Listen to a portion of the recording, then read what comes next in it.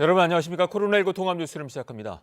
문재인 대통령과 바이든 미국 대통령이 오늘 아침 8시에 취임 후 처음으로 정상 통화를 가졌습니다. 바이든 대통령 취임 이후 14일 만인데요. 취재기자 연결해서 자세한 소식 알아보겠습니다. 손은혜 기자, 오늘 통화에서 어떤 논의가 오가는지 전해졌습니까? 네, 오늘 아침 8시에 정상통화가 이뤄졌기 때문에 청와대는 아직 공식적으로 통화 내용이나 통화 시간을 공개하지는 않았습니다. 다만 문 대통령이 방금 전 SNS를 통해서 첫 한미 정상 통화 결과를 일부 소개했는데요. 코로나 위기와 기후변화 등 전 세계적 위기 속에 미국의 귀환을 환영했다, 이렇게 적었습니다. 그러면서 한미동맹을 한 차원 업그레이드하기로 약속했고 한반도 평화와 세계적 현안 대응에도 늘 함께하기로 했다고 밝혔습니다.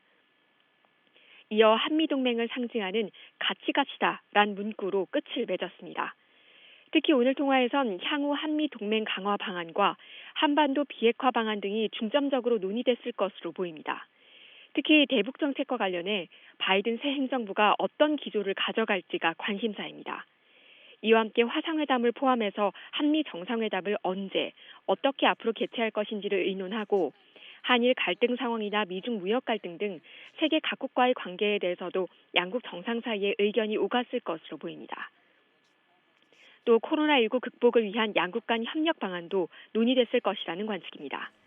이번 통화는 바이든 미국 대통령이 취임한 후 처음으로 이루어지는 한미 정상 사이의 통화입니다. 앞서 문 대통령이 지난달 26일 시진핑 중국 국가주석과 먼저 통화를 하면서 바이든 대통령과의 통화 시점에도 관심이 쏠려왔습니다. 결국 바이든 대통령 취임 이후 14일 만에 한미 정상 사이의 통화가 이루어졌습니다. 전례상 미국 대통령 취임 이후 정상 통화 순서는 미국과 인접한 캐나다와 멕시코, 유럽의 주요 동맹국과 이스라엘, 인도, 태평양 동맹국가 순입니다. 문 대통령은 바이든 대통령의 당선인 시절인 지난해 11월 바이든 대통령과 통화를 했던 적이 있습니다.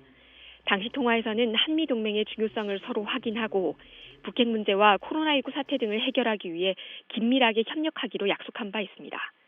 지금까지 KBS 뉴스 손은혜입니다.